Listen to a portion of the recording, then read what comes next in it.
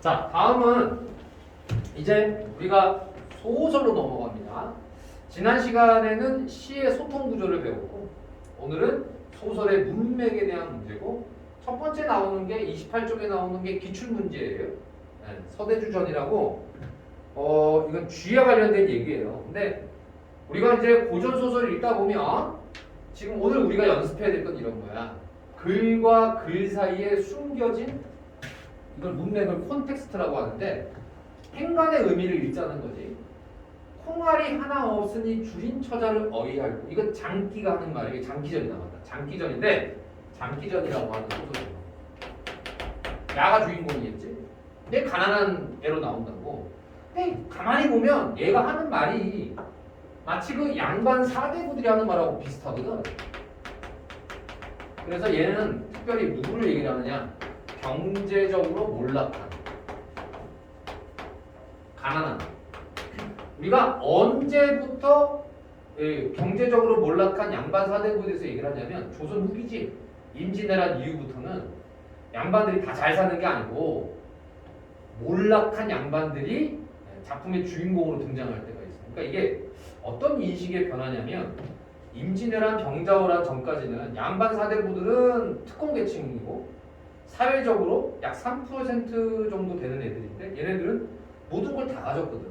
신분의 어떤 지위의 어떤 특권이라든지 경제적 특권이라든지 다 가졌단 말이야. 근데 이게 무너지기 시작하는 시기에 그러면은 생각해봐. 그런 양반 사대부들이 임진왜란 병자호란과 같은 큰 난리를 겪으면서 국가적 재난과 위기 때 과연 저 녀석들이 우리를 지켜줄 수 있었는가? 사람들이 양반 사대부들이 그렇게 외치던 도덕군자의 말씀들을 지금까지 듣고 그들이 하라는 대로 해왔는데 과연 사회가 건강하게 바뀌었는가? 그게 아니라는 걸 알았지. 사회 구조적 모순이 있다는 걸 알았고 그러한 사람들의 인식이 작품에 녹아져 들어가기 시작합니다.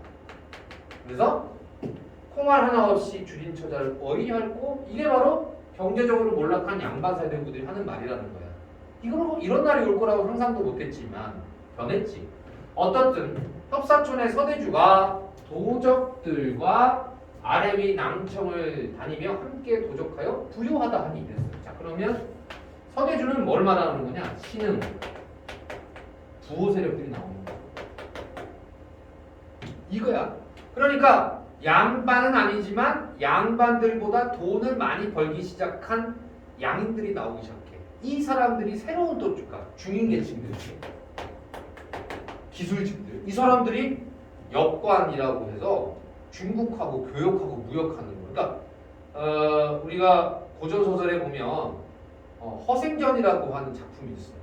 그 박지원이라는 양반이 있어요. 허생전은.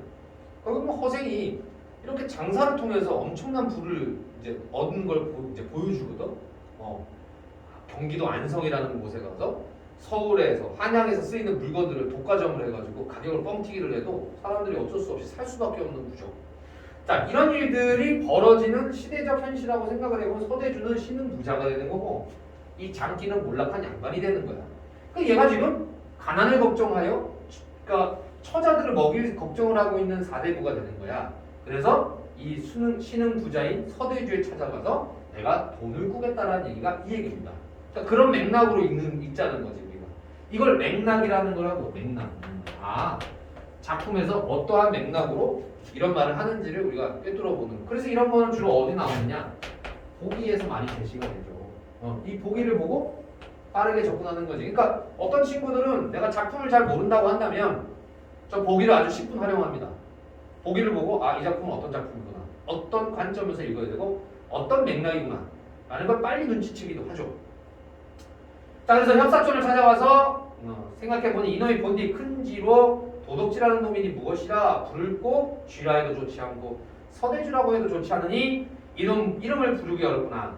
어떻게든 대접함이 으뜸이라. 그러면 여기다 마지막에 대해 죽어보면 어떻게 하면 서대주라는 게 원래 쥐야 쥐. 서대쥐.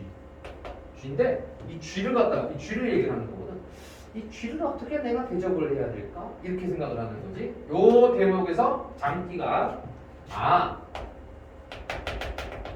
내가 가서 이 서대주라고 하면 또 뭐라고 서대주라고 해도 좀 그렇고 그 다음에 서선생이라고 할까? 아니야. 이걸 뭐라고 하지?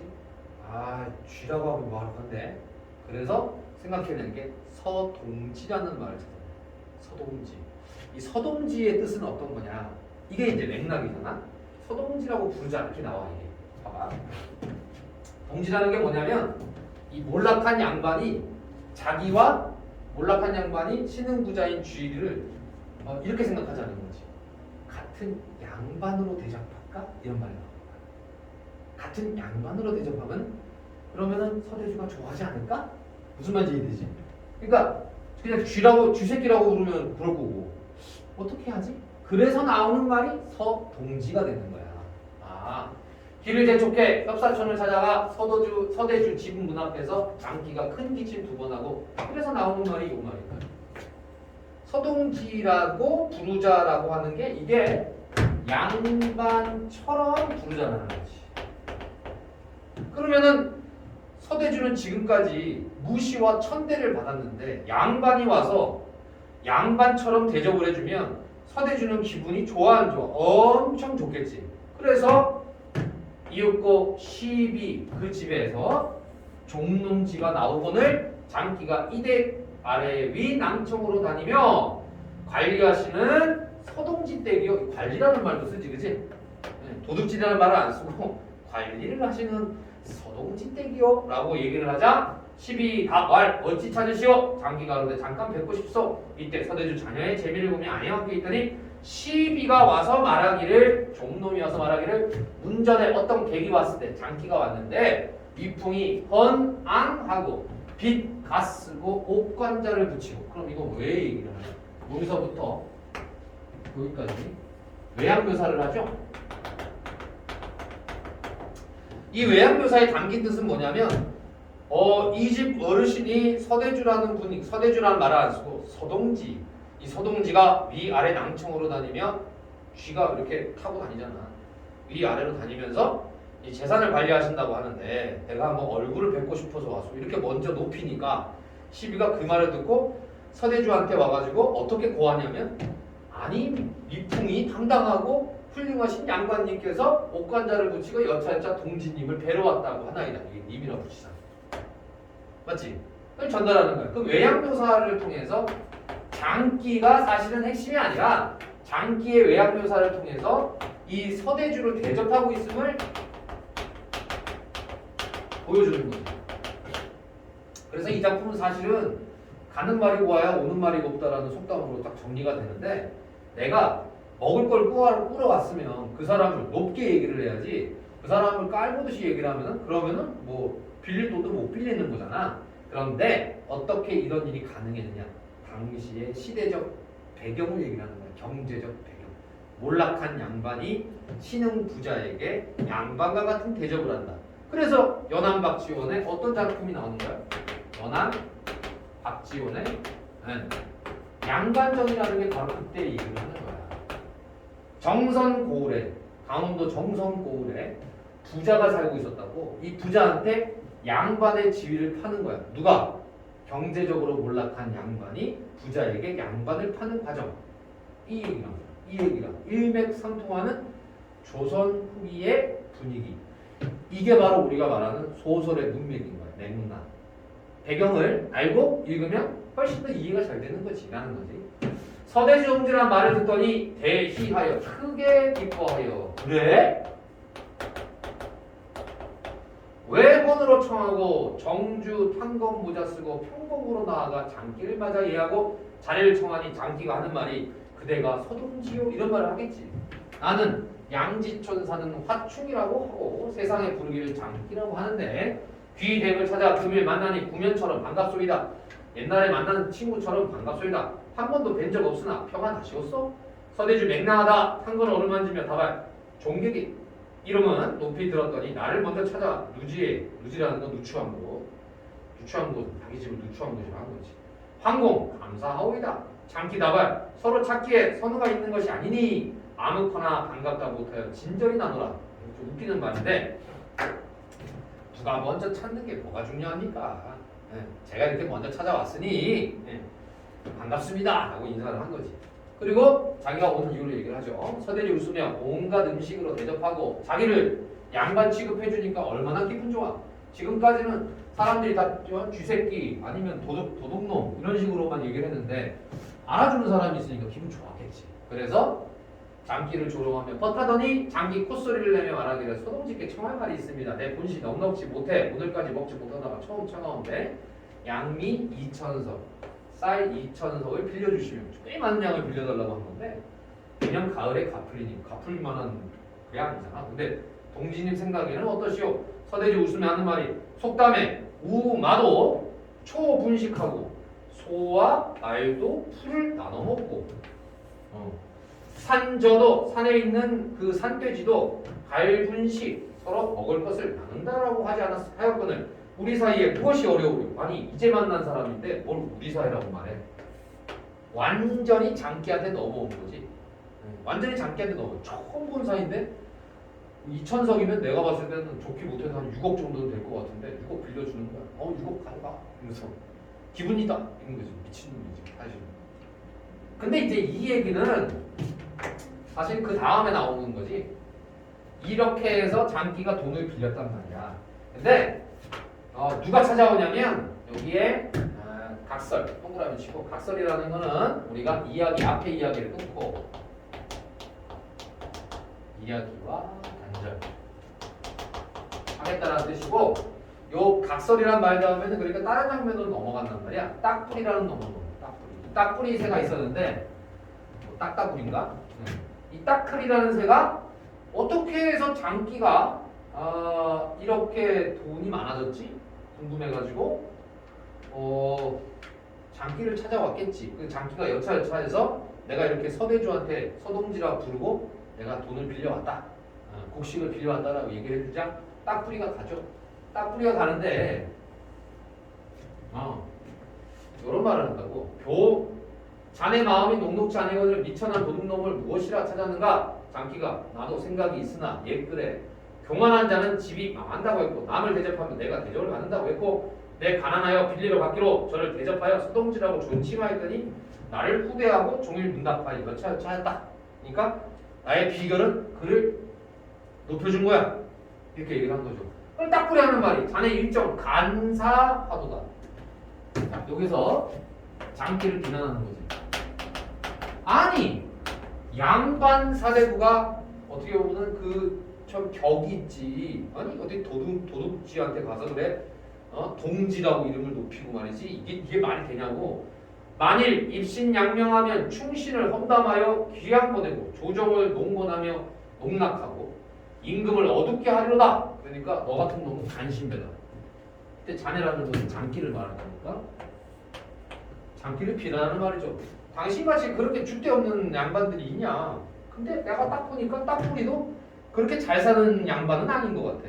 그러면 이 딱뿌리는 어떤 계층을 얘기를 하는 거냐면 신흥 부자 세력을 비판하는 양반을 대변하는 거지. 감히 저것들이 어디서 이렇게 되는 거지. 나는 그놈을 찾아가 서대주라고 하고 도적질하는 말을 하면 그놈이 겁을 내어 만석이라도 나에게 줄 것이다. 2,000석이 아니라. 오케이? 그럼 곱하면 얼마야? 30억은 나한테 내는 거? 이런 얘기를 하는 거죠. 착각이죠? 왜? 그 뒤로 나오지. 서대주 집에 가서 딱뿌리가 여기가 그 도적질하며 다니는 서대주 집이냐? 이런 말 한다고. 여기서 이제 얘는 끝난 거야. 서동지가 아니라 도둑놈인 그 서대주냐? 이렇게 얘기해서 동지촌 사는 딱장군이니 나와보라고 해라. 이랬더니 쥐란 놈이 고를 내어 대답하고 들어가 고환이 서대주 크게 속내고 분부하는 말이 야 잡아와 이렇게 되는 거죠. 어떤 놈이지 잡아들이라 하고 딱뿌리가 잡혀와요. 잡혀온 그 딱뿌리가 살려주세요 하는 게 이 작품입니다. 그러니까 하나의 에피소드긴 하지만 당시 사회가 사회적인 인식이 바뀌고 이런 게 작품에 어떻게 반영이 되느냐를 문맥적으로 우리가 파악하는 것이 이 작품이다. 다음 교재 30쪽에 나오는 3대라는 작품으로 넘어갑니다. 염상섭의 3대가 아니지. 쏘리 이거 30페이지에 나오는 건 만세전이에요. 만세전입니다. 3대는 뒤에 나오는 거. 자, 염상섭의 만세전이라는 작품은 만세전 이러면 3.1 운동이 일어나기 전이에요. 이때 사회적 분위기와 배경을 이해를 하면 조금 이해가 되지. 일제 강점기 때 얘기를 하는 거지. 근데 이 작품의 주인공이 되는 애가 누구냐면 염상섭의 만세전에 나라는 애가 나온다고. 이 나는 동경 유학생이야. 얘는 그러니까 당시 이제 일본으로 건너가서 공부를 하다 온 친구니까 신문물을 접한 애지. 이 내가 동경에 있다가 정보를 받고 뭐 할아버지가 돌아가셨대나 누가 돌아가셨나 제사를 지내러 오는 과정인데 내가 기차 안에서 누구를 만나냐면 한 사람을 만나요. 어떤 사내를 만나요. 여기 보면 사내랑 대화를 하는데 기차 안에서 맨 사내와 만나게 되고 처음에 이 사내랑 이제 얘기를 하면서 처음에 경계심을 가졌는데 그래도 나는 비록 동경에서 유학하는 신문물을 익힌 지식인이지만 이 사내를 통해서 당시 조선인들의 생각과 인식을 알게 되는 거예요. 그래서 이제 비판적 지식인으로 등장하는 내가 당시 우리 사회가 뭐가 문제인지를 어떻게 보면 제3자의 입장이라고 하니까 객관적인 입장에서 비판하는 작품이에요. 염상섭의 만세전입니다. 우리 조선인들이 어떠어떠하다. 그래서 이 조선인들이 하는 어떤 생각이나 이런 것들에 대해서 굉장히 비판적이에요.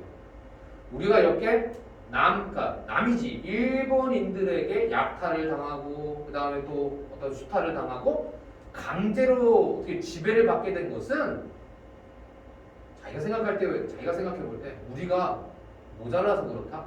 조금 더 극단적으로 말하면 우리가 멍청하기 때문이라고 생각을 하는 거야. 사실 그건 아니지. 그러니까 이 주인공 나도 문제가 있는 지식인이에요. 사실은. 근데 이때 배경을 알아야 여기서 말하는 게 이해가 되는 거. 그걸 맥락이라고 해보자고. 천대를 받아도 천대 누구로부터? 일본인들에게 또는 이런 지배자들에게 우리가 천시를 받고 천대를 받아도 얻어맞는 것보다는 낫다. 그러니까 몽둥이로 맞느니 차라리 굽신거리는 게 낫다. 자, 이 말을 왜 썼느냐? 굉장히 내가 볼 때는 일제강점기 때 우리 민중들에 대한 일제강점기의 민중들에 대한 난 좀 이런 생각을 좀 하는데 계몽적 지식인이 가지고 있는 한계라고나 할까? 계몽적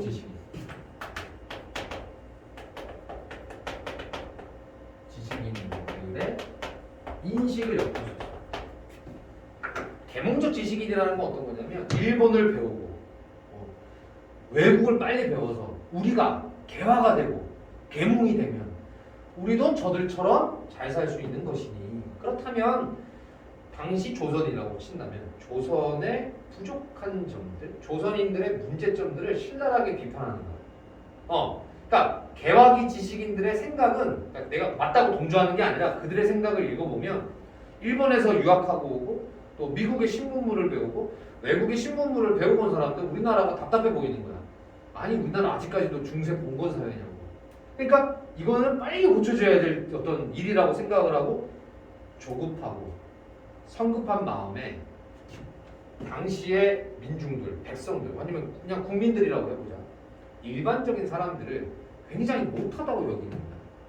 나는 이게 문제라고 생각하는데 염상섭도 사실은 그런 그러니까 계몽적 지식인들에 대해서 또 비판하고 있는 거야. 그러니까 계몽적 지식인들은 당시 민중들을 어리석다라고 비판하고 있었고 깨우쳐야 될 존재라고 하면 맞지. 그런 시각을 가지고 있는 지식인에 대해서 염상섭은 또 한 번 더 때리는 거야. 한 번 더 때려서 너희들도 문제야. 너희가 문제가 있으라는 거지. 민중들을 어리석게 바라보고 있는 지식인들의 한계를 지적하고 싶은 거야. 당시에 그런 사람들이 너무 많았거든. 응? 일본에 가서 유학하고 와가지고 사람들을 업신여기거나 사실 업신여긴 거지. 무식하다고 얘기하는 것 자체가. 그런 지식인들이 너무 많았거든. 그러니까 영상서에 봤을 때도 어때? 그런 계몽적 지식인들이 한심스러울 수 있거든. 어떻게 같은 민족끼리 무식하다고 그래? 나 옳지 않다라고 보고 나. 근데 그러한 인식을 배경으로 영상섭은 그러한 지식인들, 계몽적 지식인들에 대해서 비판하는 작품을 쓴 거야. 그게 만세전이야. 그 사람들의 인식을 한번 들여다보자는 거지. 그도 그럴 것이 미친 채하고 떡무판에 엎드려진다라는 셈으로 야 모르는 척하고 에이 난 모르겠어 하고 떡무판에 엎드려진다는 건 이익을 취하는 거지. 미친 채하고 어리광 비슷한 수작을 한다거나 이런 거지. 미친 채하고 어리광 일본인들 앞에서 아유 얘 그럼 시험 이렇게 굽신거리고 아양을 떠는 거 차라리 이게 더 낫다라는 거 얻어맞는 거구나. 쓰라소니 행세를 하거나 멍청한 짓을 하거나 어떻든지 간에 저편에 호감을 사고 저편을 웃기기만 하면 목전에 닥쳐오는 핍박은 변할 것이다. 속으로는 요놈하면서라도 얼굴에만 웃는 빛을 띠면 당장의 급한 욕은 면할 것이다. 자, 그러니까 겉으로는 웃으면서 속으로는 다른 생각을 하는 거지. 이런 생각으로 살아가는 것이 당시의 조선인들 아니겠느냐라고 생각을 하고 있는 거지. 이 사람은 공포, 뭔가에 대한 두려움, 그리고 경계심, 미봉, 임기응변이지. 가식, 겉으로 웃고 속으로 요놈하는 거, 불복, 모해, 도해, 비굴함 이러한 모든 것들에 자 그럼 여기까지 왜 이렇게 열거를 했냐면 여기서부터 여기까지가 이 주인공의 그치 주인공이 당시 조선인들을 비판적으로 인식하는 내용들이죠. 좋은 말이 하나도 없지. 그래서 일본인들을 두려워하고 경계하며 미봉, 임시방편으로 그 상황에 따라서 위기를 모면하려고 하는 가식적인 얼굴, 굴복적이고 도회적이고 비굴하다.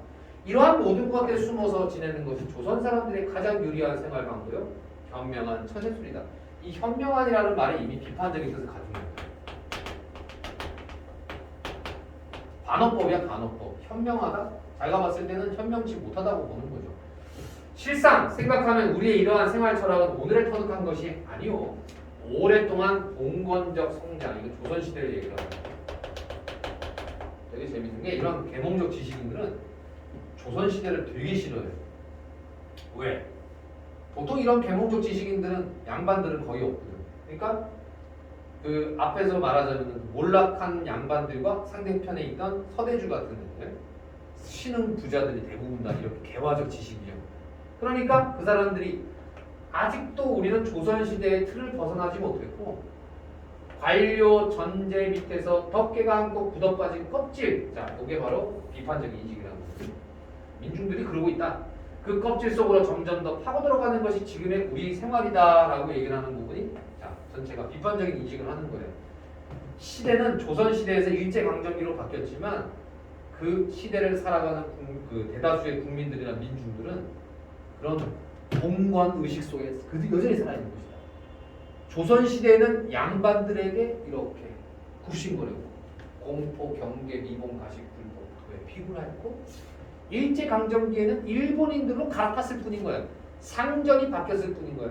여전히 조선민들은 여전히 그런 한계에 가둬져 있는 거야. 라고 생각하는 게 계몽적 지식인이 되니까. 그래서 이 주인공인 나는 그러한 인식을 저 기착관 안에 있는 사내를 통해서 느끼는 거야. 일본 순사가 뭐 이렇게 들어와가지고 이렇게 검시 같은 거, 검열 같은 거 하면은 그 앞에서 얻어맞을까봐 비굴하게 굴고 이런 모습을 저게 뭐냐.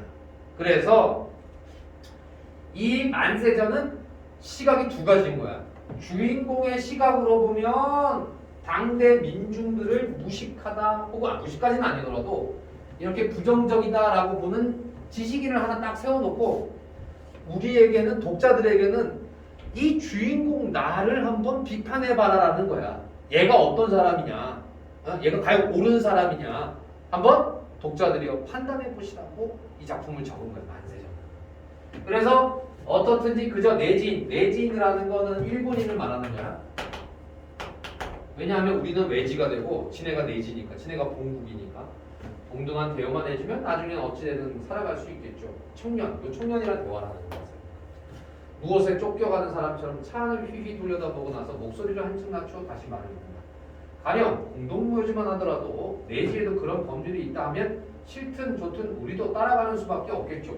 이 공동묘지는 자, 이건 뭐가 문제가 되냐면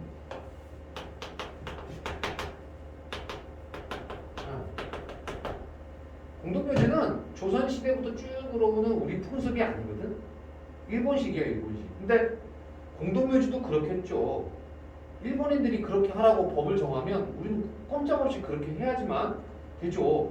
당시에 우리가 조선인들은 어떤 생각을 하고 있었냐면 부모님 묘를 다른 사람들 묘하고 같이 쓴다. 그것도 공동묘지에다가 그런 생각을 아예 하지 않는다. 근데 사회가 바뀌었다면 거기에 따라가야 되겠죠. 하지만 우리에게는 또 우리의 유풍, 오랫동안 내려오는 풍속이 있지 않겠습니까? 대관절 내지에서도 그런 법이 있나요? 그런 얘기를 제가 들었는데 일본에서는 그렇게 공동묘지라는 걸 쓰나요? 우리한테는 정말 생소한 개념인데 그런 게 있나요? 이게 이제 그 잘라놓은 부분이야.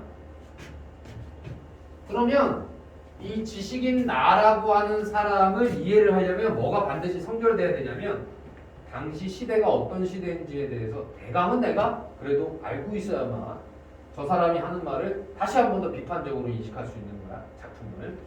자, 다음은 교재를 어디로 가면 되냐면 내 마음의 옥탑방이라는 작품으로 가면 됩니다. 내 마음의 옥탑방이 어디냐면 교재 32페이지야. 교재 32페이지에 이 작품은 내 마음의 옥탑방은 언제를 배경으로 하냐면 쌤이 읽어보니까 한 70년대? 한 70년대, 80년대 정도라고 생각하면 돼요. 왜냐?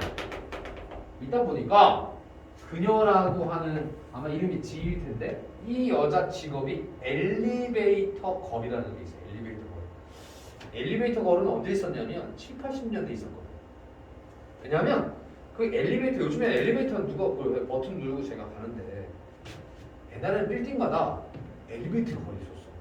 엘리베이터만 있는 친구야. 그래서 몇 층으로 갑니다. 그러면 내가 몇 층으로 모시겠습니다. 그 직업이 있었던 때가 7, 80년대. 그리고 7, 80년대 또 어떤 직업이 있었냐면 버스 안내양이라는 직업이 있었어. 버스 안내양. 기사님이 있고 요즘에는 기사분이 다 문 열고 문 닫고를 거울 보고 다 하시지만 70년대, 80년대만 하더라도 버스 안내양이라는 게 있었어. 기사 말고 또 다른 그 탑승원이 있는 거지. 비행기에 스튜어디스가 있다면 버스에는 안내양이 있었어. 그래서 그 안내양이 돈도 받고 문 열고 하는 것들을 다 그거 언제야? 70년대, 80년대. 그러면 요 작품 내 마음의 옥탑방이라는 작품은 약 70년대, 80년대를 배경으로 하고 요때가 급격한 산업화, 도시화가 언제나 배경이에요. 이 급격한 산업화, 도시화가 뭐를 가지고 오게 되냐면 사람들의 가치관의 변화를 가져오게 됩니다. 그러니까 요때 딱 살아가는 현대인들의 가치관과 인식의 변화가 이때 나오는 대부분의 작품들은 물질적인 가치를, 그러니까 돈을 번다라는 거. 지금도 뭐 틀리지는 않지만 우리가 물신주의라는 말을 쓰거든. 물질을 신격화하는 거야. 돈 많으면 장땡인 거야. 그래서 양심이고 뭐고 이런 거 다 버리고 오로지 출세 지향, 돈을 많이 버는 곳으로 사람들의 인식이 바뀌게 되죠. 이 시기에 나오는 작품들은 그래서 시대적 분위기가 만세전, 그 다음에 앞에 나오는 서동지전도, 그러니까 장기전도 마찬가지인데 당시 시대적 분위기를 먼저 파악을 하고 들어가는 게 되게 중요해요. 근데 이거는 너희들한테는 굉장히 어려운 일이 될 수 있어. 왜? 경험해보지 못했으니까. 내가 보지 못한 거잖아. 차라리 조선시대는 내가 역사 시간에 배우든가 국사 시간에 배우지만 이런 근현대사는 못 배우잖아. 그러면 우리는 그럼 어떻게 해야 되냐면 아니 뭐 관련된 내가 지식이 있으면 좋겠지만 없다면 그냥 내가 볼 때는 그냥 이거는 70년대, 80년대의 시대적 분위기. 도시가 급격하게 도시가 많아지고 갑자기 이렇게 뭐 벼락부자가 된다거나 땅 장사를 한다거나 부동산 투기 이런 것들이 막 일어나는 시기입니다. 이때가 이제 막 우리나라가 경제 전반적으로 뭐 눈에 그러니까 자고 일어나면은 세상이 바뀔 정도로 급격하게 변화가 되는 시기란 말이에요. 전쟁은 50년대, 60년대 끝났고 60년대 이후에 복원되기 시작하고 70년대, 80년대는 막 급격하게 막 산업화시키고 모든 게 그쪽으로만 집중이 되다 보니까 이거지. 가치관과 인식이 막 바뀌는 시기란 말이야. 되게 혼란스러워요. 그때 시기에 박상우라는 사람이 내 마음의 옥탑방이라는 것을 이제 작품을 이제 그때 배경으로 했다라는 거야. 그녀가 살고 있는 집이 옥탑방이에요. 옥탑방이라는 것이 사실은 가난한 공간으로 나오는 거거든. 이것도 이제 애들이 아니 옥탑방이면 좋지 않나요? 루프탑 딱 있고 요즘에 나오는 옥탑방은 멋있잖아요. 근데 야 그거는 지금 21세기고 이때 70년대 80년대 옥탑방은 가난한 사람들의 전유 공간이란 말이야. 옥탑방. 그래서 그 옥탑방을 나에게 공개를 한 건 둘이 사귀는 사이야. 그래서 그녀와 나는 사귀는 사이인데 그 친구가 나에게 자기 옥탑방을 보여줬다라는 거는 이 그녀는 굉장히 어떻게 보면 가난에 대한 그 수치심을 가지고 있어요. 가난에 대한 수치심을 가지고 있고 그것에서 벗어나기 위해서 무진무진 애를 쓰는 사람으로 나오거든. 근데 나는 어떤 상태냐면 나도 마찬가지로 그렇게 잘 사는 건 아닌데 형네 집에 얹혀 사는 애야. 동생인데 형네 집도 그 고층 아파트인데 고층 아파트니까 형 잘 사는 거지. 나는 그 형네 집에 얹혀 사는 그냥 동생인 거야. 얘는 생각이 조금 그래. 얘도 백화점에서 근무를 하는데 둘 다 이 그녀라는 사람도 백화점 엘리베이터 거리고 둘 다 백화점에서 만난 거지. 근데 나는 어떤 사람이냐면 이렇게 급격한 산업화 도시화에 사람들의 가치관과 인식이 변화되는 그 지점에서 굉장히 철학적이고 존재론적인 질문을 막 던지는 사람이야. 인간이 과연 돈 때문에 살아가야 되는 것인가? 인간이란 과연 무엇인가? 이런 거에 대해서 막 진지한 질문을 던지길 좋아하는 철학적인 아이야. 그런 사람은 이 시대를 살아갈 때 갑갑할 거라고. 사람들이 전부 다 100이면 100다. 돈 많이 버는 부자가 되는 걸 원하는 사람, 열심히 일만 하고 쫓아가는 그런 사람들 틈바구니에서 사니까 얼마나 답답하겠어. 그때 그 엘리베이터 안에서 일하는 그녀를 만나게 되고 나는 그녀에 대해서 관심을 가지고 있었고 그녀에게 계속 신호를 보냈지만 이 그녀는 곁을 잘 주지 않았어요. 마음을 주지 않다가 이제 드디어 진지한 사이로 발전이 됐다라는 거. 이러한 앞부분 줄거리가 없어서 선생님이 얘기를 하는 거야. 나는 그녀에게 커피를 대접하는 날로부터 한 달쯤 지난 뒤였다. 그녀에게 커피를 대접한 가끔 만나 저녁을 먹거나 술을 함께 마시기도 했지만 안타깝게도 그녀와 나 사이는 아무런 감정적 진전도 일어나지 않고 있었다. 그러니까 사귀기로 한 건 맞는데 요즘 얘네들 표현대로 썸만 타고 있는 거지. 여자가 그 남자는 되게 적극적으로 이렇게 신호를 보내고 사귀자라는 식으로 신호를 보내는데 그녀가 그냥 썸만 타고 있는 거야. 더 이상 자기 곁을 주지 않다가 어느 날 갑자기 이렇게 공개됐단 말이지. 자기가 사는 집에 부르는 거. 이거 엄청나게 큰 진전이거든. 사실은 연애하는 사람들 입장에서 그 친구가 나보고 집에 오라고 한 거 이거 좀 굉장히 큰 사건인 거지. 그러니까 별 진전이 없다가 이 무슨 생각에서 나를 불렀을까? 한번 가봅니다. 그래서 옥탑방으로 갔겠지. 진전이 없다 갔단 말이야. 그녀와 나 사이를 좁히기 위해 내 나름대로는 최선을 다했지만 그녀는 매번 그것을 저지하기에 깊은 감망의 눈빛으로 나를 무한하게 만들곤 했을 뿐이었다. 이 말은 어떤 맥락으로 하는 말이냐면 나는 다가가고 싶은데 그녀가 계속 겉하는 거야. 저지하는 거지. 조금 더 알아보려고 하는데 막고 더 이상 자기 곁을 안 줬어. 뭐가 잘못된 것인가? 꿈을 꾸는 듯한 표정에서 그녀는 도무지 깨어날 줄 몰랐던 거야. 왜 그녀는 나를 이렇게 냉정하게 대하지? 혹처럼 형네 집에 얹혀 사는 나의 처지, 도무지 적성에 안 맞는 직업에 대한 불만, 수치와 충수에 대한 불안감, 그녀를 훔쳐보는 동안 느꼈던 은밀한 감정 상태, 내가 그녀를 만나기 위해 창작한 연극 대본 등등. 그녀에게 나는 아무것도 숨기고 싶어하지 않았다. 하지만 나의 적극적인 개방에도 불구하고 그녀는 집요하게 자신을 닫고 있었던 것이다. 이거지. 이게 이제 둘 사이의 관계인 거야. 절대로 여자는 안 보여줘. 근데 그랬던 그 사람이 옥탑방을 보여줬다는 건 큰 발전이지, 사실. 큰 변화가 온 거지.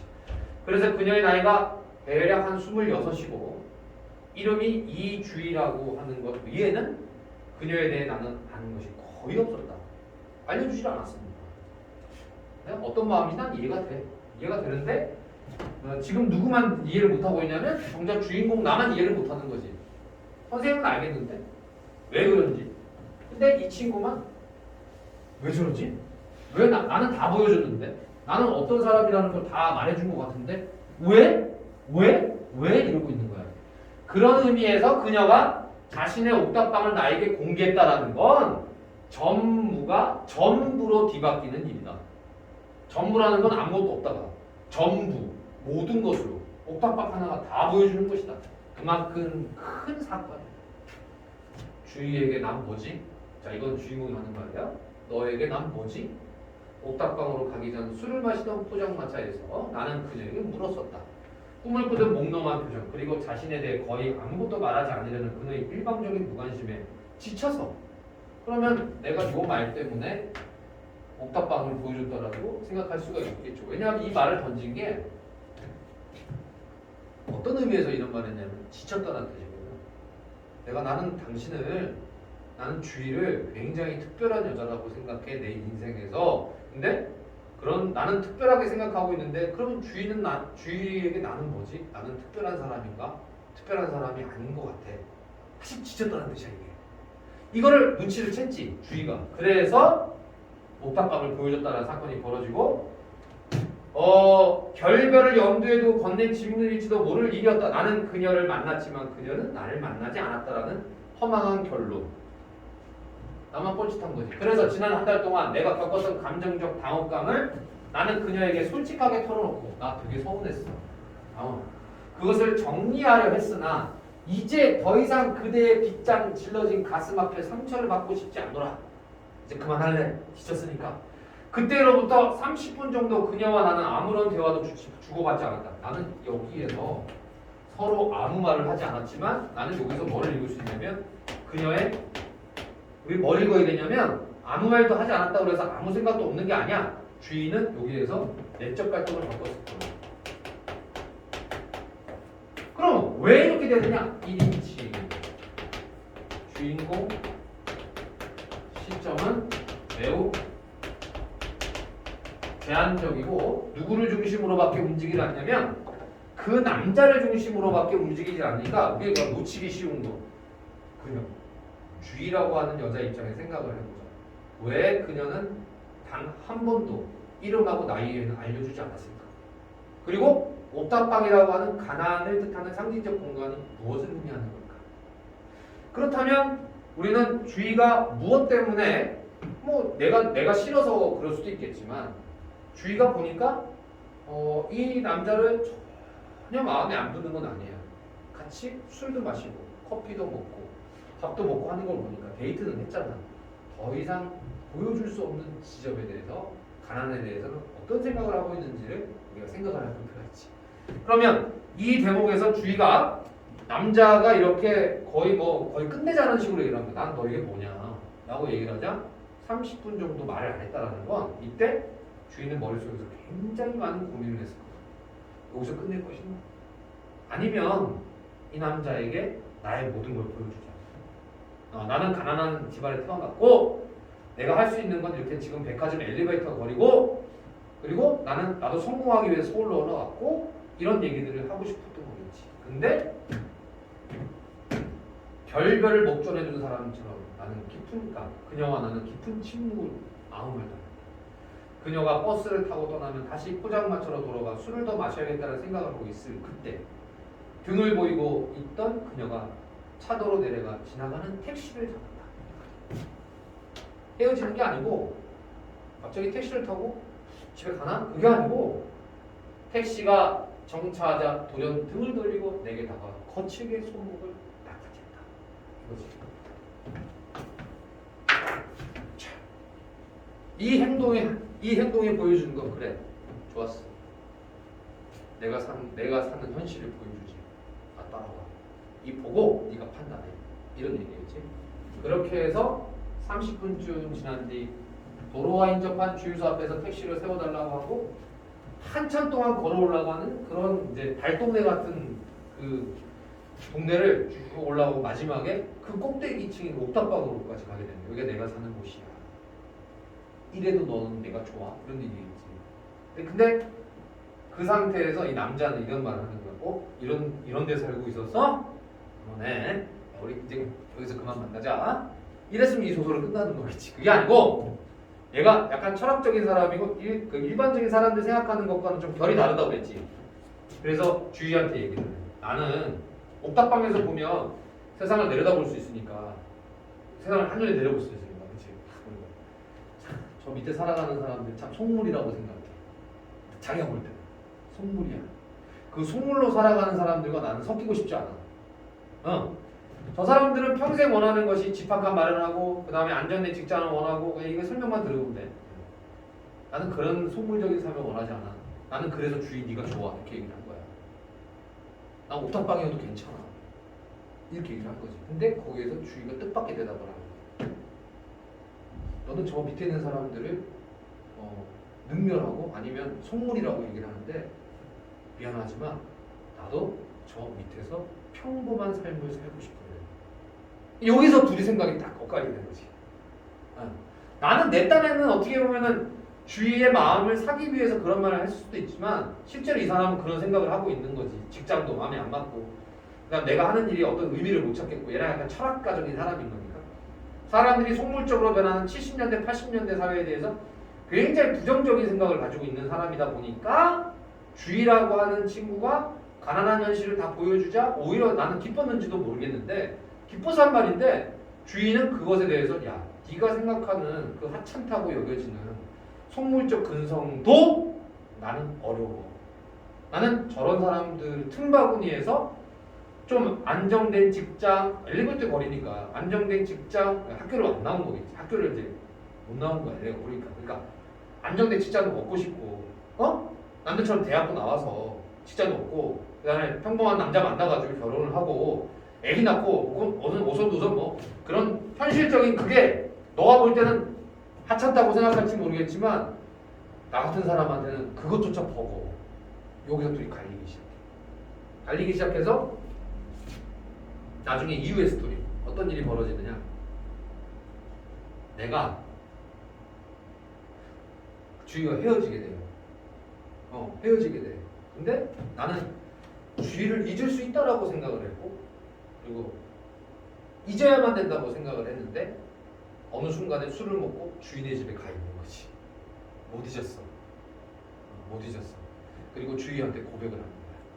근데 주희가 그걸 받아들일 수가 없는 거지. 이 작품은 그런 작품입니다. 자, 뭘 알아야 되냐면 70년대, 80년대 급격한 산업화 도시화로 인해서 사람들의 인식이 변화되고 변화되는 속물적인 어떤 소시민적인 그런 물질을 중요시하는 그런 생각들에 대해서 비판하는 나와 또 주희라고 하는 여자 이 두 명의 남녀 주인공을 통해서 당시 시대적 배경을 쫙 보여주는 작품이겠지.